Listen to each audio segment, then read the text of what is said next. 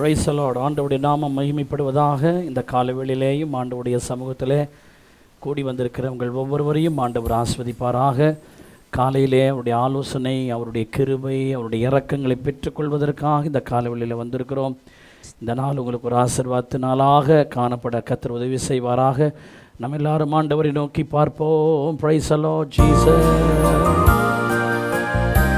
ஆமென். தெய்வமே ஏசப்பா, thank you Lord. ஏசப்பா ஸ்தோத்திரம். நன்றி நிறைந்த இருதயத்தோடு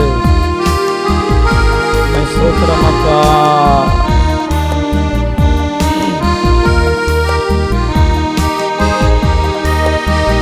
மோடு இருப்பதுதான்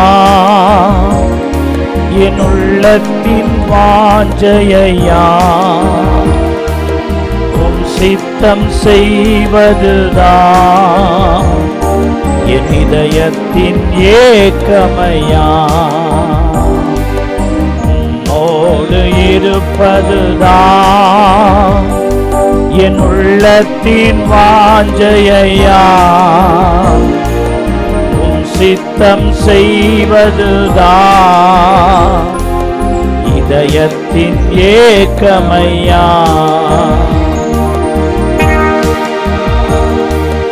உம்மைத்தானே என் முன்னே நிறுத்தியுள்ளேன் ஏசையா.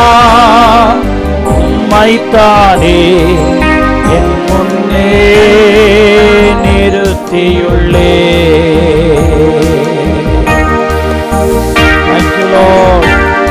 எனக்காக யாவையும் செய்பவரே, செய்து முடிப்பவரே என்று சொல்லி அவரை பாடுவோம்.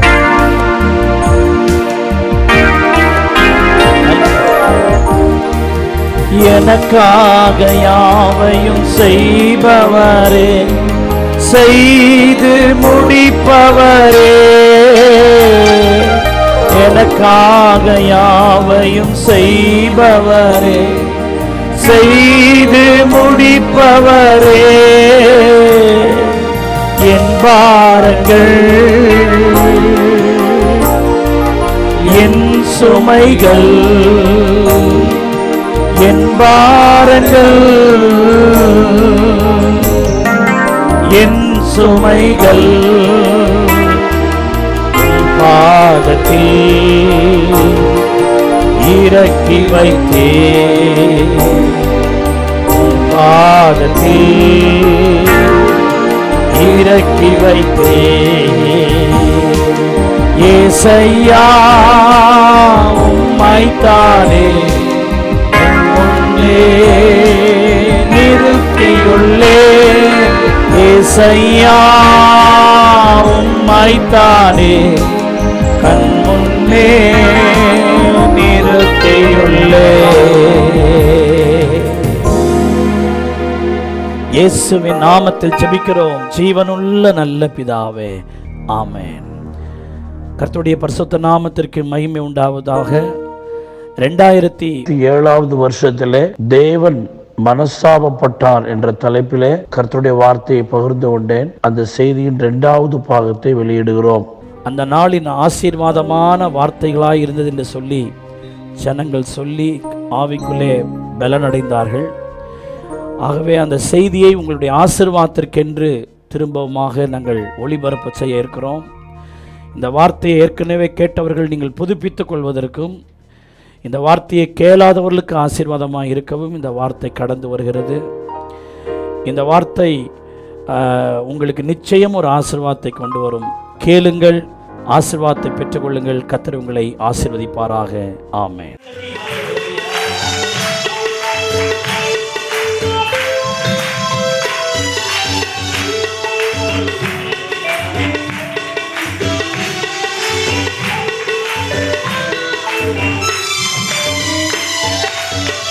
ஆதி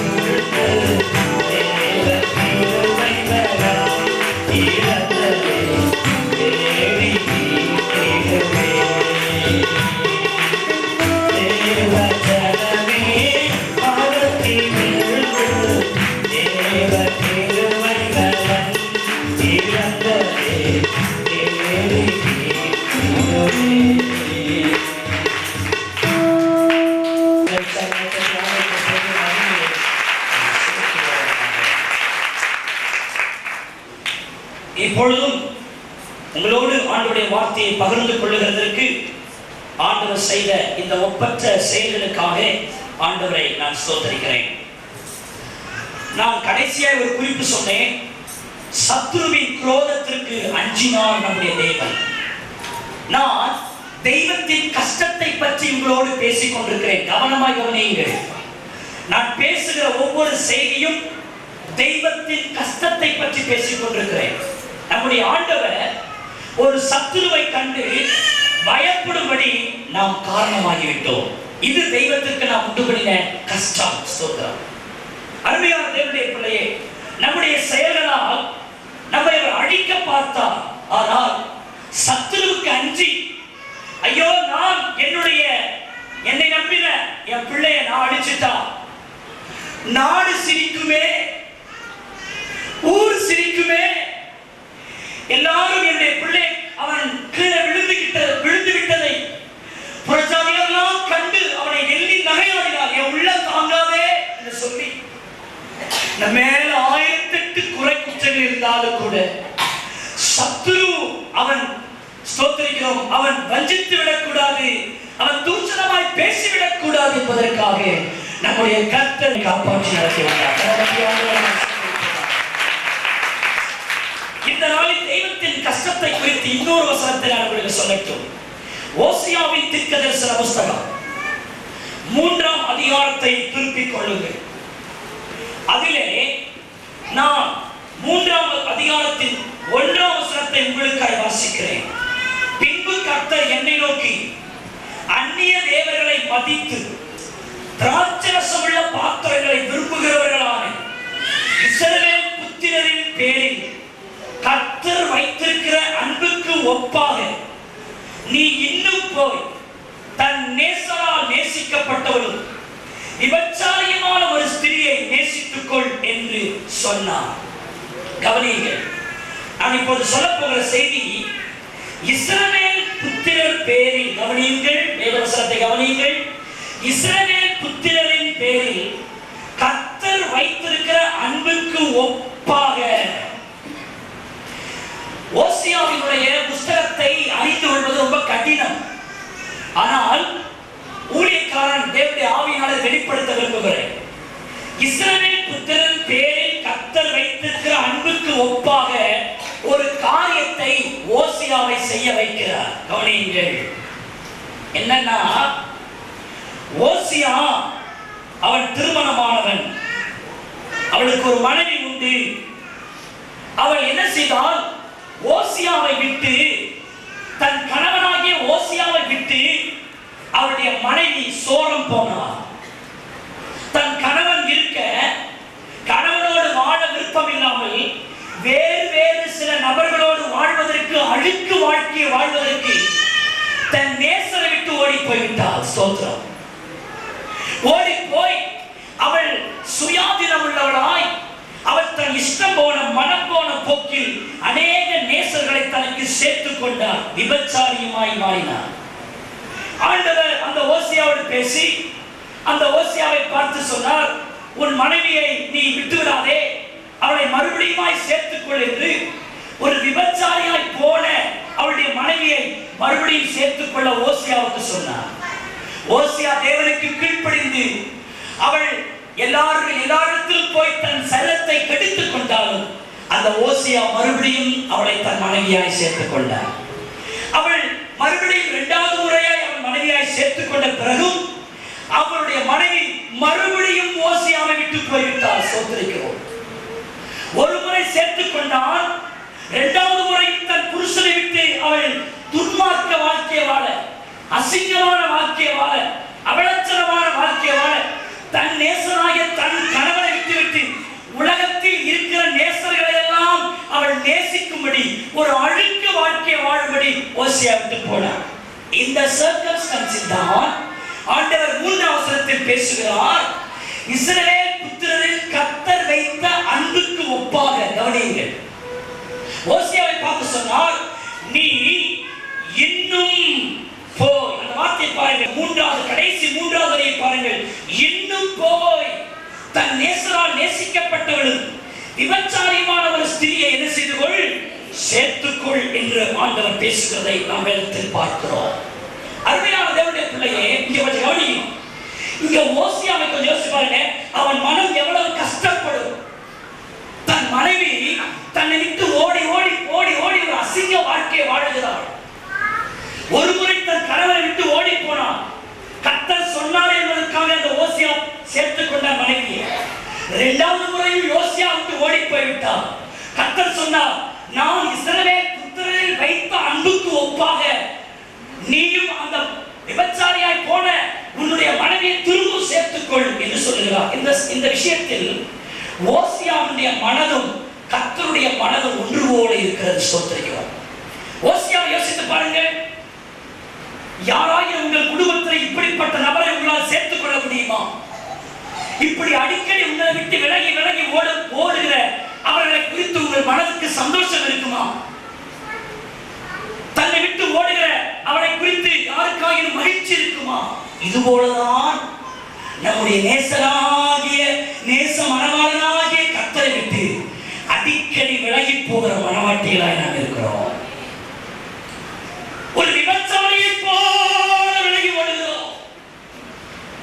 நம்முடைய நேச மனவாளனை விட்டு அடிக்கடி விலகி ஓடுகிறோம். ஆகவேதான் இங்கே ஓசியாவர் சொல்கிறார், இஸ்ரவேல் புத்திரரில் நான் வைத்த அன்புக்கு ஒப்பாக இது இருக்கிறது என்று சொல்கிறார். கவனித்தீர்களா? எப்படி ஓசியா அவளுடைய மனைவி அவளை விட்டு போனது ஓசியாவுக்கு மன கஷ்டம் எப்படியோ அப்படியே தான் நம்முடைய தெய்வத்தின் மனம் நிலையை இப்படி இருக்கிறது. எத்தனையோ முறை உன்னை இடமாய் சேர்த்துக் கொண்டேன். ஆனால் நீ என்னை என்ன செய்கிறாய்? என் அன்பை உதறி தருகிறாய். அசிங்கமான சேத்துல கிடந்த கழுவி உன்னை கூட சேர்த்தேன். கொஞ்ச நாள் என் கூட இருக்கிற, திரும்ப அழுக்கை நோக்கி ஓடி விடுகிற.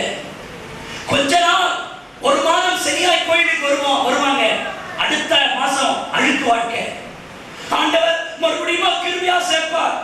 ஒரு மாசம் நல்லா இருப்பாங்க, அடுத்த மாசம் பழைய அழுக்கு வாழ்க்கை. மறுபடியும் நேசர் சேர்ப்பார், மறுபடியும் அழுக்கு வாழ்க்கை. அருமையான தேவ பிள்ளையே, நீ செய்கிற தெய்வம் எவ்வளவு காலம் பொறுத்துக் கொண்டிருப்பா? ஒரு கணவன் விட்டு ஒரு மனைவி திரும்ப திரும்ப ஓடி போனார். அந்த கணவனுடைய மனம் எவ்வளவு கஷ்டப்படுமோ, அதுபோல மனவாளனாகி இயேசுவை விட்டு ஓடுகிற மனவாட்டி குறித்து நேசர் மனம் கஷ்டப்படுகிறார். ஆண்டவருடைய வார்த்தை கேட்டுக்கொண்டிருக்க தேவ பிள்ளையே, உன் நேசராகிய இயேசு கிறிஸ்துவை மனம் கஷ்டப்படுத்தின ஒரு தேவ பிள்ளையா நீ? என் நேசருடைய அன்பை விட்டு நீ உலகமான காரியங்களை தேடி ஓடின ஒரு தேவ பிள்ளையா? அருமையான தேவனுடைய பிள்ளையே, ஆனாலும் ஓசியாவை பார்த்து கர்த்தர் சொன்னார், நீ அவள் அப்படி போனாள் என்று சொல்லி அவளை விட்டு விடாதே, அவளை மறுபடியும் என்ன செய்து கொள், சேர்த்துக் கொள். நான் கேட்கிறேன், ஒரு வீட்டுக்காரனை விட்டு முறை ஓடனவனை சேர்க்கிறதே பெரிய விஷயம். சேர்த்தாலும் மறுபடியும் விலகி ஓடும் பொழுது அந்த வீட்டுக்காரர் சேர்க்கணும்னா அது எவ்வளவு ஒரு பெரிய அன்பு தேவை. அருமையானவர்களே, அவரை விட்டு விட்டு விலகி ஓடின போதிலும் கூட அவருடைய நேச பாச கரம்தான் அதற்கு காரணமாக இருக்கிறது. ஹல்லேலூயா! எத்தனையோ முறை நாம் அவரை விட்டு விலகி விலகி ஓடி போனோம். அருமையான தேவனுடைய பிள்ளையே, இதுல என்னை கலங்க வைத்த ஒரு காரியம் என்ன தெரியுமா? 2 முறை அப்படி அவரை விட்டு விலகி போயிட்டான். விலகி போயிட்ட உடனே அதே ஓசியா விலகி ஓடினேன். சோத்திரிக்க கொஞ்சம் கவனிங்க ஐயா, எல்லாரும் தயவு எடுத்துங்க, கொஞ்சம் கவனிங்க, தயவு செய்து ப்ளீஸ் கொஞ்சம் கவனிங்க, தயவு செய்து கவனிங்க. ஒரு புருஷனை விட்டு ஒரு மனைவி ஓடி போயிட்டான். ஆளை மறுபடியும் சேர்த்துட்டான். விபச்சாரியா போனான், சேர்த்துட்டு 2வது செகண்ட் டைம் அவன் விலகி போயிட்டான். ஆண்டவர் சொன்னார் சேர்த்துக்கோன்னு சொன்னார்.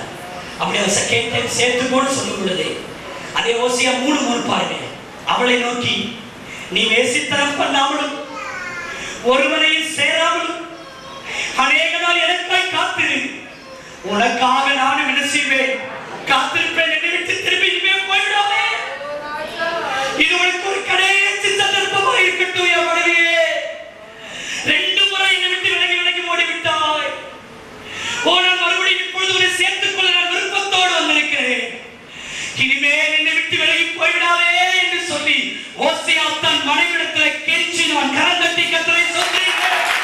ஓடி போனவனை பார்த்து கெஞ்சுகிறான். ஓடி போனவனை கெஞ்சுகிறான். எங்கே நடக்கும் இந்த விஷயம்? ஓடி போனவன் தானே தன் கணவனிடத்தில் கெஞ்ச வேண்டும். ஆனால் ஓடி போனவனிடத்தில் கணவன் கெஞ்சுகிறான், இனி என்னை விட்டு போய்விடாதே, இனி என்னை விட்டு வேறு ஒருவரிடத்தில் சேர்ந்து விடாதே. என் நேசர் உங்கள் ஒவ்வொருவரை பார்த்து சொல்கிறார், மகனே என்னோடு இருப்பாயா, என்னை விட்டு விலகி போகாதபடி என்னோடு இருப்பாயா என்று கர்த்தர் கெஞ்சுகிறார். சபையை நீங்கள் என்ன சொல்ல போகிறீர்கள்? தேவனே, நான் உம்மோடு இருப்பேன் என்று சொல்லுகிறவர்கள் தலைகளை தட்டி கட்டுகிறீர்கள்.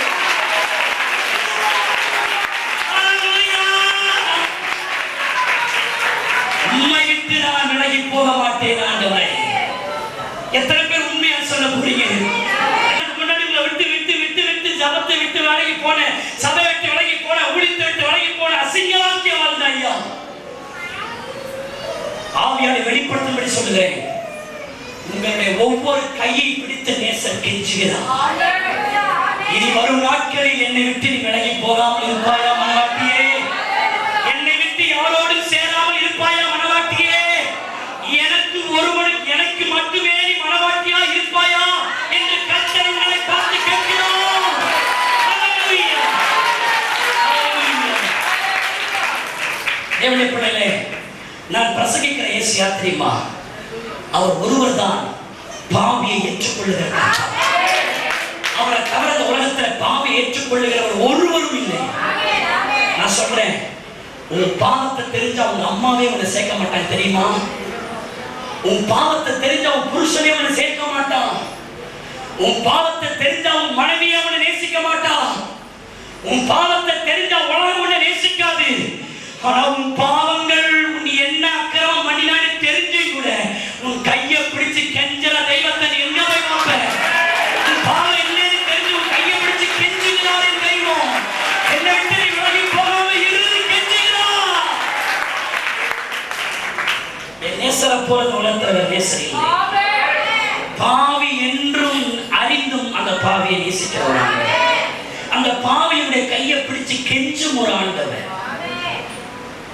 நான் சொல்றேன், இந்த மாதிரி அனுபவங்களை கர்த்தரை தவிர உலகத்துல எங்கேயுமே கிடையாது. பாவம் செய்தவன் தான் பாவத்தை நிவர்த்தி செய்வதற்கு கெஞ்ச வேண்டும். ஆனால் பாவம் செய்தவனிடத்தில் பாவம் செய்யாத நேசர் கெஞ்சுகிறார். மகனே, இனியாகிலும் என்னோடு இருப்பாயா? இனி என்னை விட்டு விலகி போகாமல் என்னை மாத்திரமே நேசிப்பாயா? என்னை விட்டு வேறு ஒருவரிடத்தில் சேராமலும் என்னோடு இருப்பாயா? யோசித்து பாருங்கள். யோசியாவின் கஷ்டம் கர்த்தரின் கஷ்டமாயிருந்தது. உன்னை குறித்து ஆண்டவருக்கு மனதில் ஒரு கஷ்டம் உண்டு. அந்த கஷ்டம் என்ன? என்னை விட்டு விட்டு விலகி போய்விடுகிறாயே, என்னை விட்டு விலகி போக என்னிடத்தில் கண்ட அநியாயம் என்ன? நான் உனக்கு என்ன அநியாயம் பண்ணேன், நான் உனக்கு என்ன அக்கிரமம் பண்ணேன். நான் சபையில் நிறைய பேரை பார்க்கிறேன். ஒரு குறிப்பிட்ட மாதத்துல அவங்க ஃபயரா இருப்பாங்க. ஒரு குறிப்பிட்ட மாதம் தேவனுடைய ஊழியத்தை உற்சாகமா செய்யறாங்க. ஒரு குறிப்பிட்ட வாரம் ஒழுங்கு ஆண்டவரை தேடுவாங்க. ஒரு குறிப்பிட்ட நாட்கள் கர்த்தருக்கு நெருக்கமா இருப்பாங்க. மற்ற நாட்களில் கர்த்தரை விட்டு தூரமா இருப்பார்கள். நான் சொல்லுகிறேன், நீ கர்த்தரை விட்டு தூரம் போனால் நீ ஒரு விபச்சாரக்காரன், நீ ஒரு விபச்சாரி. என் நேசரை தவிர நீ வேறு ஒன்றுக்கு முக்கியம் கொடுத்தால் அது ஒரு விபச்சாரம் என்று ஆண்டவர் சொல்கிறார். இந்த நாளில் இந்த கஷ்டத்தை நான் ஒரு நாளும் என் ஆண்டவருக்கு தர மாட்டேன். ஹல்லேலூயா. இனி உம்மை மாத்திரமே சார்ந்து, இனி நாங்கள் உம்மை மாத்திரமே நேசிப்போம். ஹல்லேலூயா, ஹல்லேலூயா. ஒரு நாள் உன்னை கண்டேனையா, அண்ணா என்னை எடுத்தேனையா. ஒரு நாள் உன்னை கண்டேனையா, அண்ணா என்னை எடுத்தேனையா.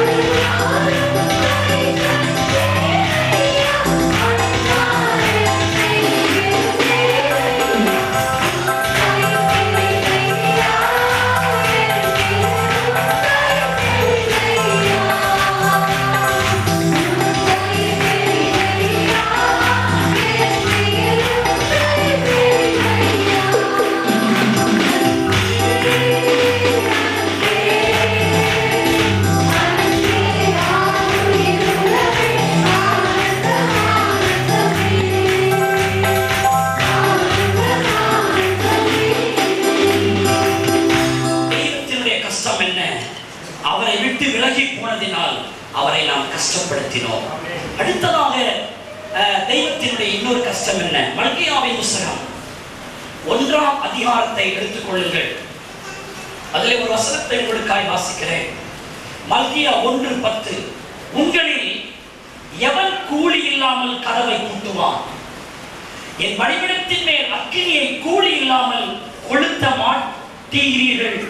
உங்கள் பேரில் எனக்கு பிரியமில்லை என்று சேனைகளின் கர்த்தர் சொல்லுகிறார்.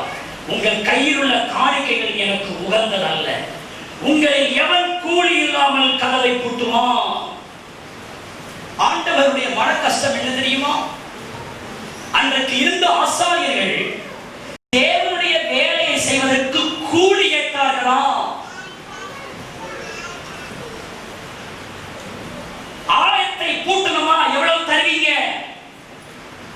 பலிபீடத்துல பலி செலுத்தணுமா? எவ்வளவு தருவீங்க? ஆண்டவர் கேட்கிறார். உங்க மேல எனக்கு பிரியமே வரலப்பா. ஒரு ஆலயத்தினுடைய கதவு பூட்டுறது என்ன பெரிய கம்பசூஸ்திரம் யோசிச்சு பாருங்க. ஒரு ஆசாரி என்ன அந்த ஆலயத்தின் கதவை பூட்டுறதுக்கு என்ன கேட்கிறானா? சார் என்ன கேட்கிறார் சார்? இந்த வசனத்தை நீங்க பல முறை வாசிப்பீங்க, ஆழ்ந்து படிச்சிருக்க மாட்டீங்க. ஒரு கதவு பூட்டுறது எவ்வளவு நேரம் ஆகும்? ஒரு ஆலயத்தின் கதவை பூட்டுறது பெரிய வேலையா? கதவை பூட்டுறதுக்கு என்ன கேட்டாங்களா? நான் கேட்டேன், நான் சொல்றேன், என் தெய்வத்துக்கு அது எவ்வளவு கஷ்டம். பலிபீடத்தில் பலி செலுத்த கூலி. ஆண்டவர் ஆசாரிய ஆரோனியுடைய வம்சத்திலிருந்து கர்த்தர் ஆசாரியர்களை தேவன் தேர்ந்தெடுத்தார். அதிலிருந்து வந்த கூட்டத்தினர் தான் மல்கியாவிலே சொல்லப்பட்டிருக்கிறது, ஆலயத்தினுடைய கதவுகளை பூட்டுவதற்கு கூலி கேட்டார்கள். தேவனுடைய பிள்ளையே, உங்க வீட்டுல உங்க பிள்ளைய நீங்க வளர்க்குறீங்க, சோத்ரம். நீங்க உங்க பிள்ளைய ஒரு வேலை விடுறீங்க. உங்க மகனே, தாயாகிய உங்களிடத்துல, தகப்பனாகிய உங்களிடத்துல, அப்பா இந்த வேலை அவன் மனசு எவ்வளவு கஷ்டப்படும். டேய், ஈ கடிக்காம எறும்பு கடிக்காம உன்னை இவ்வளவு தூரம் வளர்த்து பாதுகாத்த என்னிடத்துலயோ கூலியை கூலி ஏற்கனவே கேட்க மாட்டீங்க. உங்க மகன் உங்க வீட்டுல வேலை செய்யறதுக்கு கூலி கேட்டா உங்க மனசு எவ்வளவு சஞ்சலப்படும். தேவனுடைய பிள்ளைகள் தேவ வேலையை செய்யறதுக்கு, தேவ பணியை செய்வதற்கு கூலி கேட்கிறாங்க. சொல்றோம் அநேகர் ஆண்டவருடைய சமூகத்துல ஆராதனைக்கு வந்துட்டா இன்னைக்கு வேலை எனக்கு சம்பளம் போகும், அந்த லீவு போட்டா நான் வருவேன், அதுவும் சம்பளத்தோட லீவு போட்டா கத்திரத்தால வருவேன், எனக்கு யாரு கூலி கொடுப்பாரு, இங்க உட்காந்து பாட்டு பாட எனக்கு காசு வந்துடுமா, இங்க ஆராதனை பண்ண எனக்கு தேவைகள் சந்திக்கப்பட்டுருமான்னு சொல்லி கூலியை எதிர்பார்த்தாவிக்குரிய வாழ்க்கை செய்ய உன் சிந்தனை எப்பவுமே கூலி மேலேயே இருக்கு, பணத்து மேலேயே இருக்கு. ஊழியத்துக்கு வாப்பான வேலை முக்கியம் சொல்றேன், தேவனுடைய காரியத்திற்கு வேலை முக்கியம் சொல்றேன். ஆண்டவர் சொல்லுகிறார், என் ஜனம் என் ஆலயத்தை பூட்டுவதற்கு கூலி இருக்கிறார்கள். அருமையான தேவனுடைய பிள்ளையே, உன்னுடைய ஆண்டவர் கூலி இல்லாம உன்னை ரட்சித்தார். எவ்விதமான காரியத்தை உன்னை எதிர்பார்க்காம உன் பாவத்தை கழுவி உன்னை சீராக்கி இன்றைக்கு உன்னை மேன்மையாக வைத்திருக்கிறாரே. எனக்காயிரம் உண்டான கூலி என்ன? மகனே, உன் வியாதியில நீக்கிறதுக்கு நீ எவ்வளவு கூலி தரணும் உண்டு கேட்டார் ஆண்டவர். உன் குடும்பத்துல நான் சமாதானம் தரேன், எவ்வளவு கூலி கத்து கேட்டாரா? உன்னுடைய மனதில் இருக்கிற கஷ்டத்தை நீங்க நீ எவ்வளவு கூலி தருவன்னு கேட்டாரா? இலவசமாகவே கர்த்தர் உனக்கு செய்திருக்க, நீ ஏன் கூலி கேட்கிறாய்? அநேக நேரத்தில் செல்ஃபிஷ் அநேகருக்கு சந்தர்ப்பங்களும் வாய்ப்பும் இருந்தால் ஊழியம் தேவ காரியம். யாரையெல்லாம் விட்டுட்டு யாரையா வருவான், யார் தருவோம்? தேவனுடைய பிள்ளையே, அப்படியானால் உன் நேசர் மேல் வைத்திருக்கிற அன்பு இவ்வளவுதானா? இருக்கிற பரிவு இவ்வளவுதானா? தேவ பிள்ளையை நான் சொல்லுகிற செய்தி தேவனை உண்மையாய் நேசிக்கிறவர்கள் புரிந்து கொள்வார்கள். வெத்தலை போக்காய் ஆலயத்துக்கு வருவதற்கு செய்தி பிடிக்காது, தெரிந்தே பேசுகிறேன். தெய்வத்தை உண்மையாய் நேசிக்கிறவர்கள் இந்த செய்தியை விளங்கிக் கொள்வார்கள். ஆண்டவர் கேட்கிறாங்க, தேவனுடைய ஆலயத்தை பூட்டுகிற இடத்துல என்ன கேட்கிறாங்க? கூலி கேட்கிறாங்க. என் நேசரனுக்கு இலவசமாய் செய்து வருகிறார். இந்த நிமிடம் வரைக்கும் முன்னிடத்தில் ஒன்றையும் எதிர்பார்க்காமல் செய்தார். ஹல்லேலூயா. சிலர் சொல்லுவாங்க, வேலையா கூலிக்கு பாத்திரவான் என்று கர்த்தரே சொல்லியிருக்கிறாரே பாஸ்டர். நான் சொல்றேன், வேலையா கூலிக்கு பாத்திரன்னு கர்த்தர் சொல்லலாம், ஆனா நீ கணக்கு போட்டு நீ கூலி கேட்கலாமா? கொஞ்ச நேரம் ஜெபம் பண்ணிட்டு ஆண்டவரே இவ்வளவு நேரம் ஜெபம் பண்ணேன், நீங்க என்ன கூலி தருவீங்க கேட்கலாமா? கொஞ்ச நேரம் மைக்க பிடிச்சு சத்தமா பேசிட்டு தேவனே நான் 1 மணி நேரம் இன்னைக்கு ஃபுல்லா பேசுறேன், எனக்கு என்ன கூலி நான் கேட்கலாமா? கொஞ்ச நேரம் ஆராதனை பண்ணிட்டு ஆண்டவரே நான் இவ்வளவு நேரம் ஆராதனை பண்ணேன், எவ்வளவு கூலி கேட்கலாமா? ஒரு ஆத்மாவுக்கு நான் சத்தியம் சொல்லி ஆராதனை பண்ணி அவனை சபைக்கு கொண்டு வந்துட்டு எவ்வளவு கூலி தருவீங்க ஆண்டவரே கேட்கலாமா? தேவனுடைய பிள்ளையே, கூலி கேட்கிற புத்தி நமக்கு இருக்கக்கூடாது. என் ஆண்டவர் எதையும் எதிர்பாராம செய்தது போல என் நேசர் மேலே உண்மையான அன்பு வச்சான். கூலி எதிர்பார்க்காம வேலை செய்யணும். கரங்கட்டி கற்ற துணிங்க வாலிப சகோதரி, கூலி நான் எதிர்பார்த்து ஊழியம் செய்ய மாட்டேன். ஒரு முறை நான் வேதத்தில் ஒரு வசனத்தை வாசிச்சு புலம்பி எப்படி அழுது. ஒரு இடத்தில் ஒரு திராட்சை தோட்டக்காரன் தன்னுடைய வேலையாட்களை அமர்த்தும்படி அதிகாலையிலே புறப்பட்டார். அந்த திராட்சை தோட்டக்காரன் அந்த எஜமான் இயேசுவுக்கு அடையாளமாக இருக்கிறார் என்றும் அங்கே சொல்லப்பட்டிருக்கிறது. அவர் காலையிலே தன் தோட்டத்தில் வேலை செய்யும்படிக்கு, விடிய காலத்திலேயே தன் தோட்டத்தில் வேலை செய்யும்படிக்கு ஆட்களை தேடப் போனார். அப்போது அங்கே நின்று கொண்டிருக்கிற ஆட்களை பார்த்து, நான் உங்களுக்கு ஒரு நாள் ஒரு பணம் தருகிறேன், வந்து என்னிடத்திலிருந்து வேலை செய்யுங்கள் என்று ஆண்டவர் கூப்பிட்டாராம். இந்த வசனத்தை நான் இப்படி வாசித்து இப்படி அழுது ஜெபிச்சேன். ஆண்டவரே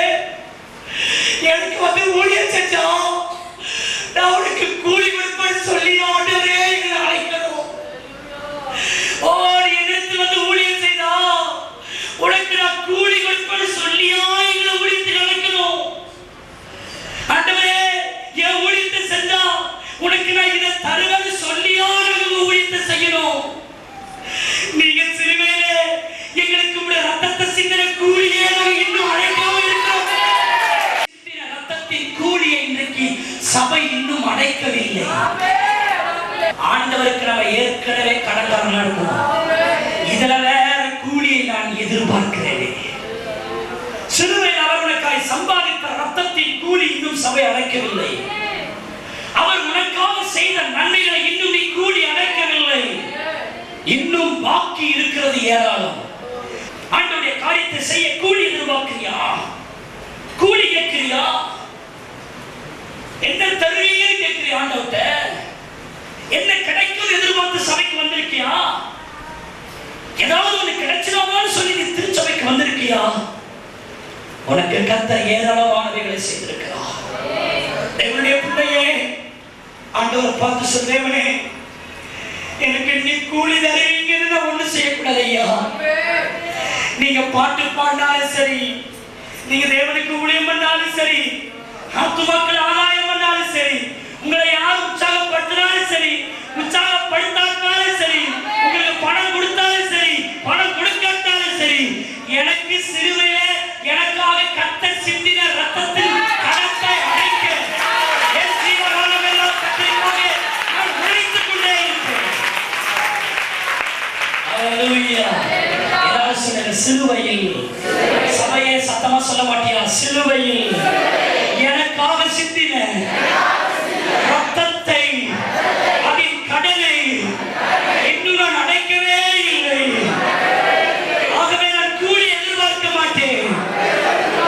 என் ஜீவனுள்ள நாளெல்லாம் எதிர்பார்த்தல்ல, அவருடைய அன்பை பணயமாய் வைத்து, அவருக்கு செய்தவைகளை பணயமாய் வைத்து அவருக்காய் ஓடுவேன் சொல்றவங்க கருந்தட்டி ஆண்டவரை துதிங்க, சத்தம் பண்ணுங்க, நன்றி செலுத்துங்க. ஹல்லேலூயா. தேவனுடைய பிள்ளையே, கூலி எதிர்பார்க்க கூட, கூலி எதிர்பார்த்து தேவனுடைய வரக்கூடாது. நீ கூலின்னு போனா உன்னை கொண்டு தேவன் எதையுமே செய்ய மாட்டான். உன்னுடைய மனதை மாற்றி இந்த உன் சிந்தையை மாற்றி இயேசுவின் நாமத்தினால் கூலியை எதிர்பார்த்து நான் தேவனை சேவிக்க மாட்டேன் ஒரு தீர்மானம் எடு. எதை எதிர்பார்த்து நான் செய்ய மாட்டேன். அருமையான தேவனுடைய பிள்ளைகளை அநேகர் பாருங்கள், யாராவது கொடுப்பாங்களா, யாருடைய நிலையாகியும் தேவைப்படியை செய்யலாமான்னு சொல்லி இப்படியே திரிந்த காலம் போதும். நான் சொல்லுகிறேன், சபையினுடைய தரிசனங்கள் மாற வேண்டும், சபையினுடைய எண்ணங்கள் மாற வேண்டும். யாரையோ எதிர்பார்த்தோ யாரோ தருவாங்கள் என்பதற்காக நான் ஆண்டவருக்கு ஊழியம் செய்யக்கூடாது. என் சொந்த உழைப்பில், என் சொந்த பிரயாசத்தில் இயேசுவுக்காக நான் ஊழியத்தை செய்வேன் என்று தீர்மானம் எடுக்கிறவங்க கரந்தட்டி கர்த்தரை துதியுங்கள். ஹல்லேலூயா, ஹல்லேலூயா. ஒரு நாள் என்னுடைய ஜெப வேளையில் இப்படித்தான் சொல்லி ஜெபித்தேன், சிலுவையிலே எங்களுக்காய் சம்பாதித்தவைகளுக்கு நாங்கள் இன்னும் கடனாளியாக இருக்க மாட்டோம். நாங்கள் இனி உலகத்தில் கூலி எதிர்பார்க்க மாட்டோம். நாம் எல்லாம் ஊழியம் செய்வோம். எதை எதிர்பார்த்து செய்ய மாட்டேன். இழந்தாகில் உங்களுடைய வேலையை செய்வதை ஒழிய பெற்று செய்ய மாட்டேன். ஹல்லேலூயா. என்னுடைய பிள்ளையே, சார் எழுதாலும் வேலைன்னு சொன்னா எப்படி சார், எப்படி கேட்கணும்? கர்த்தருக்காக என்ன வேலை செஞ்ச? யாராவது பஸ்பேர் போட்டா நான் ஊழியத்துக்கு வரேன், போடலையா வரமாட்டேன்னு சொல்றியே, கூலி எதிர்பார்க்கிறியம்மா நீ? யாராவது உன்னை வாகனத்துல ஏத்திட்டு போனா நான் ஊழியம் செய்வேன், அதர்வைஸ் ஐ நாட் கம் அப்படின்னு சொல்றியே, கூலி எதிர்பார்த்து செய்யம்மா நீ? உன் நேசருக்கு நீ செய்ய போற வேலை அது. சபை அதுவே ஒரு ஊழியக்காரனுக்கோ அல்லது ஒரு திருச்சபையின் பேர் பிரஸ்தாபத்துக்கோ அல்ல. நம்முடைய சித்த பாருங்க, இதை நான் கவனிங்க. நீங்கள் அப்பப்பெல்லாம் உங்க நேசரை நீங்கள் கஷ்டப்படுத்துகிறீர்கள். யாராவது ஏத்திட்டு போனா நான் ஊழியத்துக்கு வர்றேன், அவங்க எல்லாம் ஏத்தி போறாங்க, என்ன ஏத்தி போற நான் ஊழியத்துக்கு வர மாட்டேன் அப்படி என்று நீ சொன்ன நேரத்தில் எல்லாம் என் தெய்வத்தின் மனம் கஷ்டப்பட்டது. அவர்கள் ஆட்டோவில் ஏற்றிக் கொண்டு போனார்கள், என்னை ஏற்றிக் கொண்டு போகவில்லை. So I cannot come at ministry அப்படி என்று நீ சொன்ன நேரத்தில் என் நேசர் உண்மையில் மன வருத்தப்பட்டார். அதற்கு ஆதாரத்தா மல்கியா 1:10 சொல்கிறேன், ஆலயத்தை பூட்ட இடத்தில் என்ன கேட்கிறார்கள்? கூலி கேட்கிறார்கள். பலிபீடத்தில் பலியை செய்வதற்கு கூலி கேட்கிறார்கள். எப்பொழுதுமே நான் கூலி எதிர்பார்த்தவன் அல்ல. அருமையான தேவனுடைய பிள்ளைகளே, நான் பெருமைக்காக சொல்லவில்லை. எந்த விதத்திலேயாயினும் நான் செலவு செய்தே ஊழியத்தை நான் செய்ய விரும்புகிறேன். எனக்கு நான் இந்த இடத்துல ஊழியம் செய்ய போனால் அங்கே ஏதாவது எனக்கு கிடைக்குமா என்று நான் எதிர்பார்த்தல்ல. ஒருவர் என்கிட்ட எப்படி சொல்ல, நான் 5 மெசேஜ் கொடுத்திருக்கேன், எனக்கு 5000 ரூபாய் நீங்க கொடுக்கணும்னு. உன் செய்தி வேணாம், ஒண்ணு வேணாம். இன்றைக்கு அநேகருடைய வாழ்க்கையில் கூலி எதிர்பார்த்து பிரசங்கத்தை கேட்கிறார். 5 மெசேஜ் கொடுத்தாரா, அவருக்கு எவ்வளவு கொடுக்கணுமா? நானு ஆனால் யாருக்கு ஊழியம் செய்ய வந்தார்? தேவனுடைய பிள்ளைகளே, நான் யாரையும் கிரிட்டிசைஸ் பண்ணல. நான் ஊழியம் கர்த்தருக்கு செய்கிறேன் என்றார். அதுக்காக ஊழியம் என்றால் வெறும் கையோடு அனுப்ப மாட்டார். அவருக்கு ஊழியம் செய்கிறவர்களுக்கு அவர் தருவார். அவருக்காக பிரயாசப்படுகிறவர்களை கர்த்தர் சும்மா விட மாட்டார். கர்த்தருக்காக பிரயாசப்படுகிறவர்கள் வீணாய் போவது இல்லை. கர்த்தருக்குள் படுகிற பிரயாசம் விருதாவா இராது. ஆனால் நீ கூலி எதிர்பார்க்காத. அவர் தரவருக்கு தெரியும், சரியா அவனுக்கு தர. நீ எதிர்பார்த்து வேலைக்கு வராத. இன்னைக்கு போனா 100 ரூபாய் கிடைக்குன்னு போவாத. தேவனுக்கு ஊழியம் செய்ய போறன்னு போ. 500 ரூபாயா கர்த்தர் கொடுத்தாங்க. அல்லேலூயா. எதிர்பார்த்து போனா 5 காசு கிடைக்காம நீ வருவ. ஸ்தோத்திரம். அல்லேலூயா. அல்லேலூயா. எதிர்பார்க்காம போகணும். ஒரு முறை நான் தெல்லாரிலே ஸ்தோத்திரம் செந்திலே ஊழியம் செய்து கொண்டிருந்த பொழுது தெல்லாருக்கு நான் வர வேண்டியதாக இருந்தது. செந்திலிருந்து தெல்லார் வருவதற்கு இடத்துல கையில பணம் இல்லை.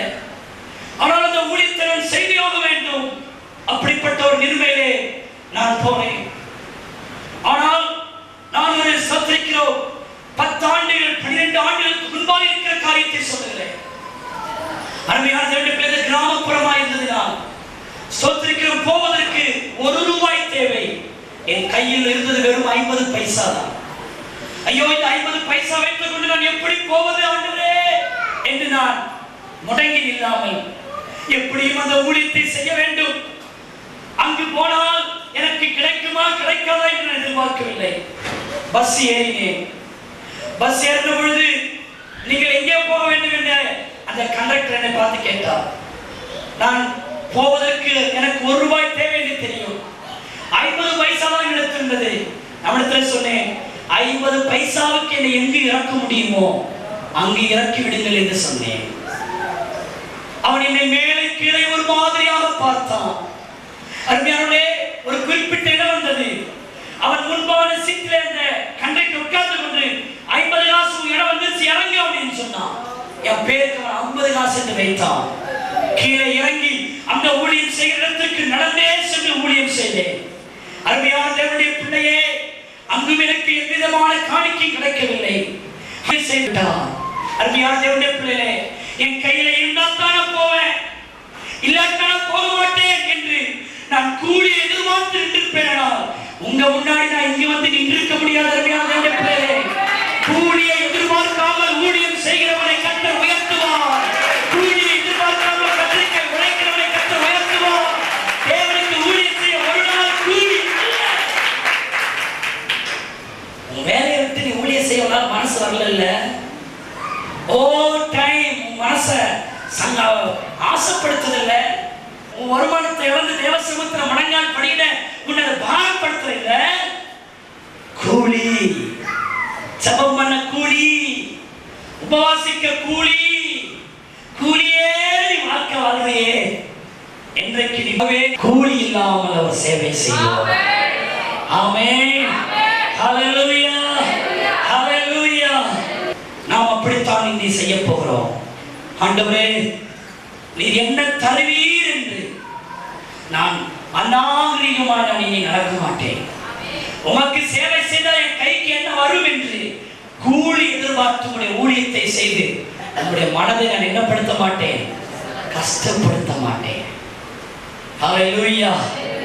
எஸ்ஐயா 63ஆம் அதிகாரம் 9ஆம் வசனம்.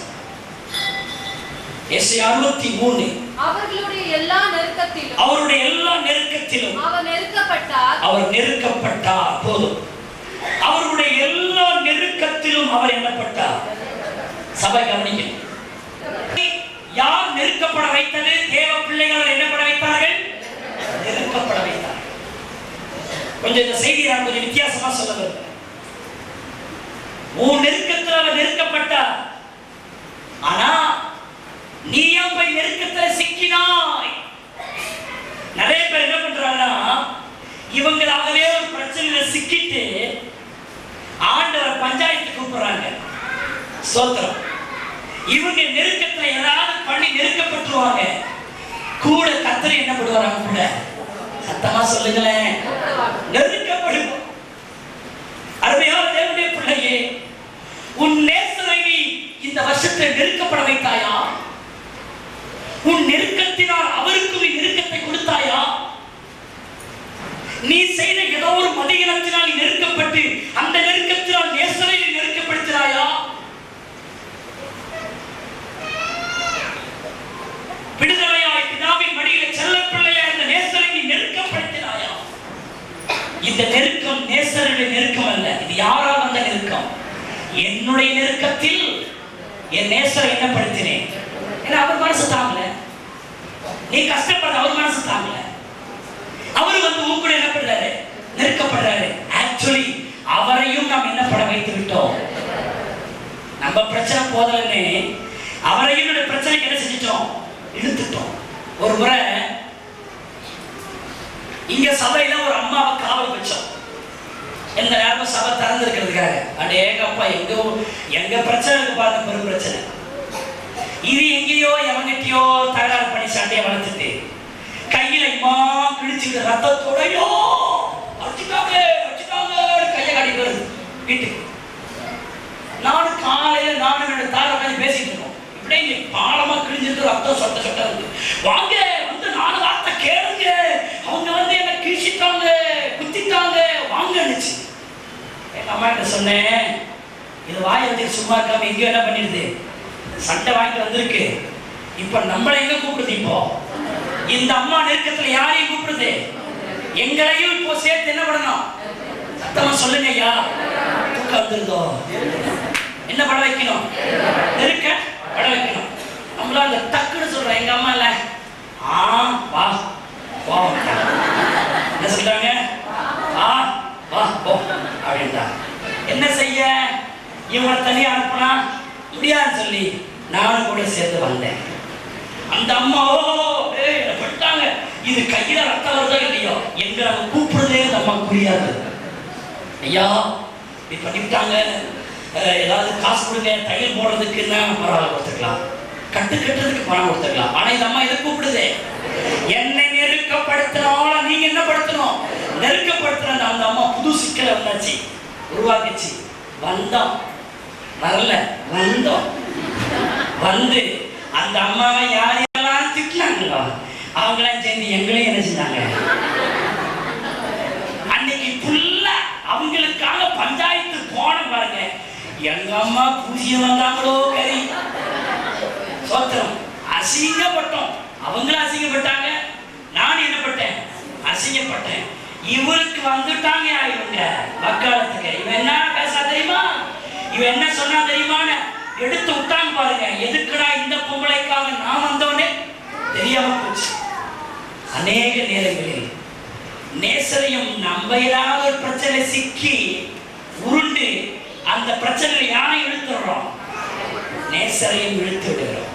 நான் பட்ட நெருக்கம் போதாது, வந்து நீங்களும் கொஞ்சம் என்ன பண்ணுங்க, நெருக்கப்படும். சும்மா கையும் காயத்து சும்மா இல்லாம உன் பிள்ளை வீட்டில் இருக்கிற பிள்ளை என்ன செய்யும்? எவன்டையாவது ரொம்ப வாரத்தை இழுத்துட்டு வந்து, அம்மா சும்மா தாமா இருந்தேன், கண்டெடுத்து மண்டையில போட்டாமா, நீங்க வந்து கேளுங்கம்மா. உண்மையா பார்த்தா வந்தா 2 பாடங்களை போட்டு வந்திருப்போம். பிரச்சனை பெரிய பிரச்சனையாகி போடி புள்ள வளர்க்க தெரியாத யோக்கத்தோட போடிட்டு போடின்ற பட்டத்தை வாங்கிட்டு இந்த அம்மா வரும்.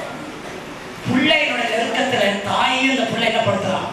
நெருக்கப்படுத்துறான். சில வேளையில் அநேக நேரத்தில் மதி இழந்து நம்முடைய நம்முடைய ஸ்தோத்திரிக்கிற சரியான சிந்தையை நாம் இல்லாதபடிக்கு ஸ்தோத்திரம் நம்முடைய நேசரையும் என்னப்படுத்தி விட்டோம், நெருக்கப்படுத்தி விட்டோம். எல்லாரும் சொல்லுங்க, என்னுடைய நெருக்கத்தில் அவரையும் நான் நெருக்கப்படுத்தினேன். எல்லாரும் சொல்லுங்க, கடந்த நாட்களில் எல்லாம் சத்தமா சொல்லுங்க, கடந்த நாட்களில் என்னுடைய நெருக்கங்களில் என் நேசரை நான் நெருக்கப்படுத்தினேன். தேவனே என்னை மன்னியும் என்று சொல்லி கரங்கத்தை கர்த்தரை துதியுங்கள். கரங்கத்தை கர்த்தரை துதியுங்கள். ஹல்லேலூயா, ஹல்லேலூயா. அருமையான தேவனுடைய பிள்ளையே, அவரை நாம் நெருக்கப்படுத்தினோம். நம்மை குறித்து அவர் சந்தோஷப்பட வேண்டும். இந்த நாளில் ஒவ்வொருவரும் இயேசுவை பார்த்து ஒரு கேள்வியோடு இந்த இரண்டாவது செக்ஷன் முடிக்க போறோம். Are you happy Jesus Christ? தேவனே, என்னை குறித்து ஒரு சந்தோஷம் உண்டா? நான் பாடுறேன், துதிக்கிறேன், ஆராதிக்கிறேன், எல்லாம் பண்றேன், என்னால உனக்கு சந்தோஷம் உண்டா? என்னை குறித்து உனக்கு சந்தோஷம் உண்டா? நான் செய்கிற ஊழியம் உனக்கு சந்தோஷத்தை கொடுக்கிறதா அல்லது உன்னை துக்கப்படுத்தி கொண்டிருக்கிறதா? எல்லாரும் இந்த கேள்வியை நம்ம கேட்க போறோம். ஆண்டவரே, நான் உண்மை சந்தோஷப்படுத்துகிறவனா? பிரதர், சிஸ்டர், ஆண்டவரை பார்த்து கேளுங்க, நான் உண்மை சந்தோஷப்படுத்துகிறவனா? நான் உண்மை விசனப்படுத்தினவனா? நான் பாடுற துதிக்கிற எல்லாம் செய்யறவனா? என் செயல் உண்மை சந்தோஷப்படுத்துகிறதா? நம்ம எல்லாரும் முழங்கால் படிப்போம். நம்முடைய ஆண்டவரை நாம் நோக்கி பார்ப்போம். ஆண்டவரே, என் நெருக்கத்தினால் உங்களை நெருக்கப்பட வைத்தேனோ?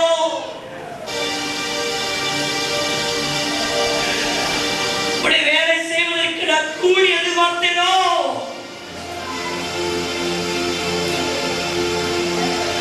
என்னை நேசித்து என்னை அரவணைத்து விட்டு விலகி விலகி ஓடுகிறவனாக இருந்தேனோ? இந்த மூன்று குறிப்புகளை தயவு செய்து சிந்தியுங்கள். இவைகளால் நம்முடைய நேசரை நாம் கஷ்டப்படுத்தினதுண்டோ? சபையே, சிந்திக்க மாட்டாயோ? என் நேசரை தினங்களால் நீ கஷ்டப்படுத்தினாயோ? என் நேசரை பாரப்படுத்தினதுண்டோ? ஓ, உங்களுடைய கண்கள் கூட வாரட்டும்.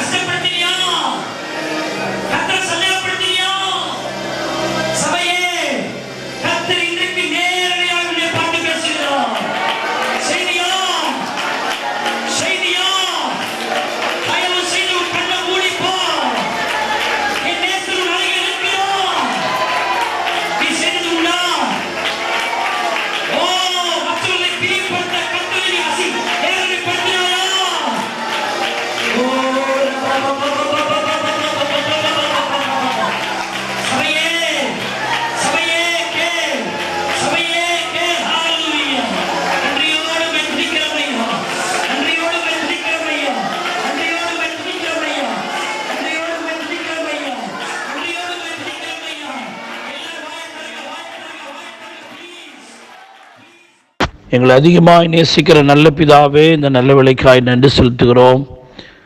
தேவன் மனஸ்தாபப்பட்டார் என்ற தலைப்பிலே இன்றைக்கு 2வது பாகத்தை கேட்கும்படி உதவி செய்தீர் ஆண்டவரே. ஏசப்பா, ஆசாரியர்களே உமக்கு ஊழியம் செய்யும்படி கூலி கேட்டார்கள் என்று சொல்லி உம்மிடத்திலேயே கூலி கேட்டார்கள் என்பது எவ்வளோ வேதனை உமக்கு தந்திருக்கும் ஆண்டவரே. எல்லாம் செய்கிறவர் நீர், எல்லாவற்றையும் எங்களுக்கு நடப்பிக்கிறவர் நீர். உம்மிடத்தில் கூலி கேட்பது உமக்கு எவ்வளோ வருத்தத்தை உண்டாக்கியிருக்கோம், எவ்வளோ வேதனையை உண்டாக்கியிருக்கோம் ஆண்டவரே. அநேக நேரம் நாங்கள் அப்படி தான் நடந்து கொள்கிறோம் ஆண்டவரே.